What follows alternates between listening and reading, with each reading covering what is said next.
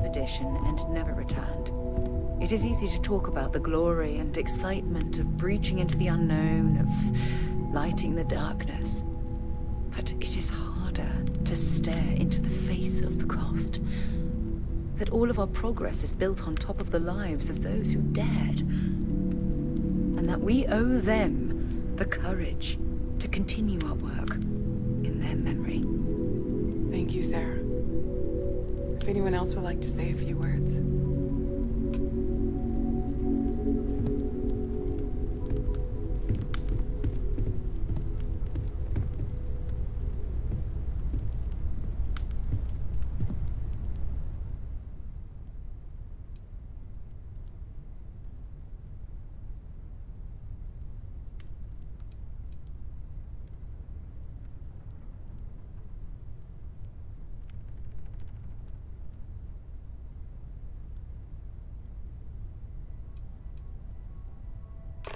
Thank you. If anyone else wants to say something.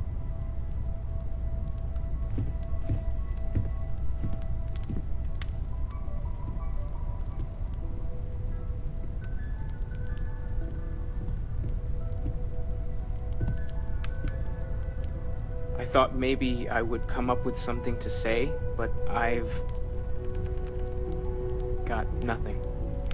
So instead, I thought I would quote something that gave me comfort a long time ago. Is God real? The more proper question would be, is reality divine? Existence itself is a mystery which yearns to be uncovered. What is goodness but a comparison to the good? What is existence but a participation in being? For where the diversity of the universe inspires awe and wonder, it exists only in contrast to a simplicity so pure that it may only be understood as primordial and even divine. Our essence is what was imagined by its mind, but what we consider imagining and what we consider mind are in fact so far beyond our understanding that even these metaphors are like the tiny whitecaps on a massive searching sea. There's more, but those are the parts that speak to me the most.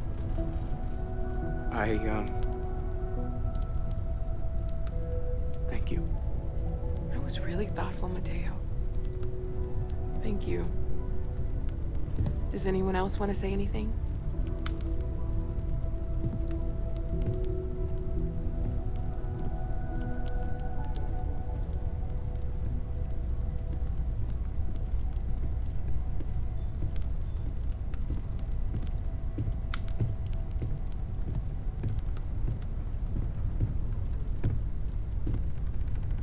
I don't often speak about what I believe in. It seems so redundant with how I live. But death is one of those occasions where it's hard not to look inward. Our friend is gone. There's no afterlife, or second meetings. No God in heaven that is curating a perfect ending for them. So it's up to us. We are what lives on. If the pain of loss inspires us to greater action, then that is the good that comes from all this. Humanity is what truly creates our world. We are the ones that judge things to be good or evil, joyful or mournful. Let us take responsibility for it. Let us remember what we have lost.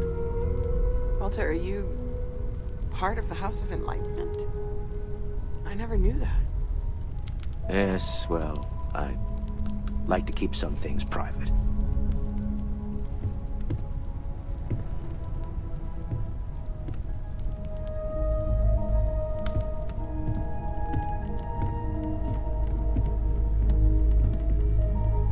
I hope this is all okay. Between fixing things up and sending out messengers and getting all the paperwork done, it's not much. Good. Good. Sorry, if I talk any longer, I'm gonna start crying. Could you excuse me? You all might not like thinking about this, but when we die, everything about us breaks down, decomposes, gets eaten up by insects and microbes.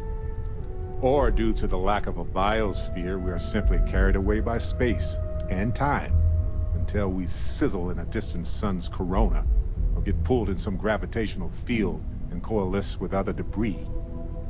Not comforting, huh? But I disagree. Do you know what I find uncomfortable? The thought that after I die, the universe is just going to stand still forever. Could you imagine? The fact is that the universe goes on, that life goes on, that things do not just sit still. That right there is the comfort that I need. Yeah, we die, and some people go way before they should. But the universe doesn't care. Not because it's evil, but because it's infinite, ever expanding. And who wouldn't want to be a part of infinity? Even if it's just for a short while. Listen, we don't worry about ourselves before we were born, do we? Of course not. We emerge from the universe as we return to it.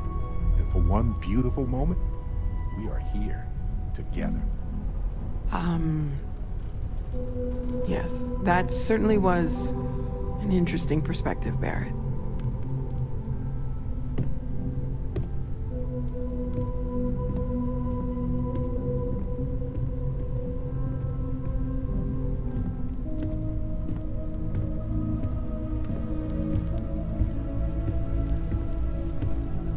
My boy. I've lost my boy. Should be me buried in the ground. All I ever wanted to do was protect him. But no, he was out the door as soon as he could. Away from his mother, away from Aquila, away from me.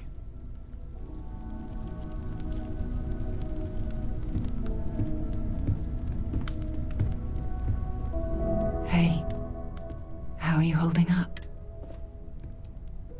Take some time for yourself, okay? Plenty of rooms to sit down in if you need to be alone for a while. We'll get through this. It might feel like everything's falling apart, but that's why we need to stick together. We all have to get through this our own way. Don't worry about me. Really, I'll be fine.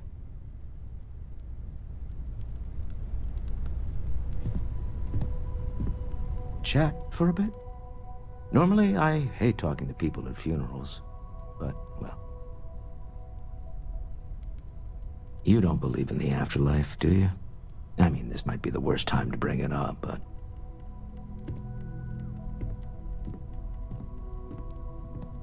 Yes.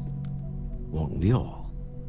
Well, I've taken up enough of your time.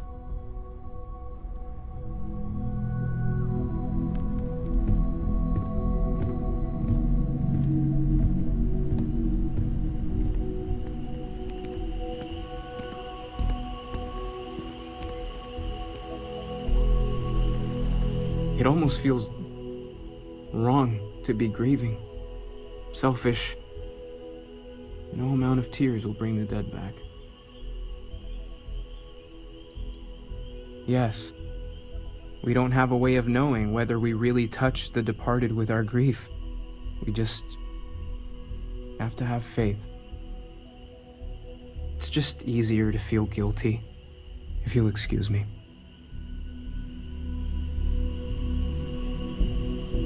You know, what you're feeling right now is a chemical reaction whose evolutionary goal is promoting social cohesion. Never seems to work for me. No matter how many times I do this, I feel less attached, not more. I don't remember. I'm sure I did. I thought when the funeral was over, when everyone went home that night, that it was over. Turns out, sometimes you need more than that. Well, look at us. Two lone wolves howling at the moon on the same night. You know, if there's one piece of advice I can actually give you, it's that lost loved ones have a way of coming back to you. One day you'll be sweeping out some old shelf or digging through a desk, and there it'll be. Some old paperweight of theirs. Or a piece of jewelry they gave you. Half jokingly. Theoretically, of course. Yeah, exactly.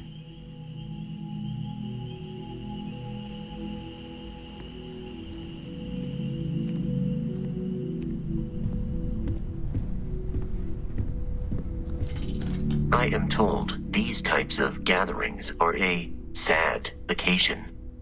That assumption appears to be correct. No, I don't. I'm programmed to analyze sensory and biometric data so I can cross-reference. But I do not feel as you seem to imply. I appreciate you verifying my analysis, although I am certain my thanks will do little to improve your current psychological trauma. If you would like, though, I can add some consoling language to my programming.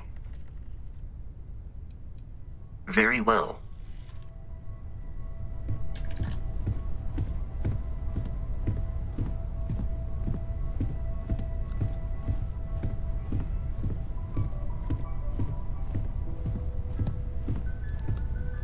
Hi. No, I can't handle this. Dad is... Everyone keeps saying things. Mom, Grandpa, so many people. Huh. Are we supposed to feel better? Just because we're all in one place? What's the point? It's not going to change anything. I just feel like I want to be a million light years away from everyone. I want to be alone for a while, okay?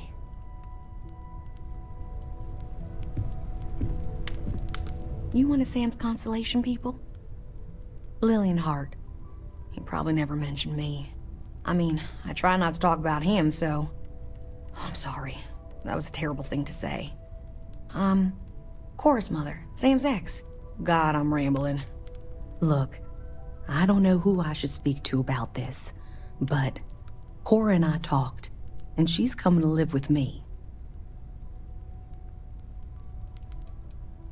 Right now, she's taking it all so hard. She wants to get away from here. In time, maybe she'll come back. She talked about you all the time. But right now, she just needs to get away from all the reminders of Sam. We'll be leaving soon, so say your goodbyes to her, if you like.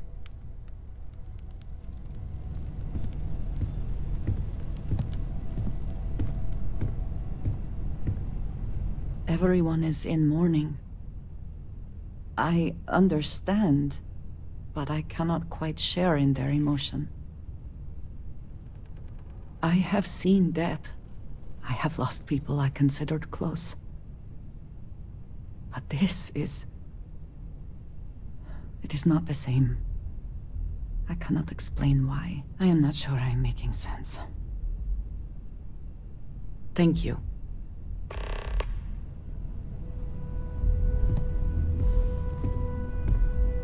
If you are free soon, could we talk? Drink? Pour one out to the blackest sea? Two old friends. May their ghosts go past the edges of space, to the great beyond. I...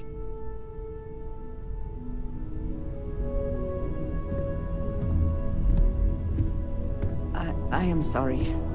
My head is swimming.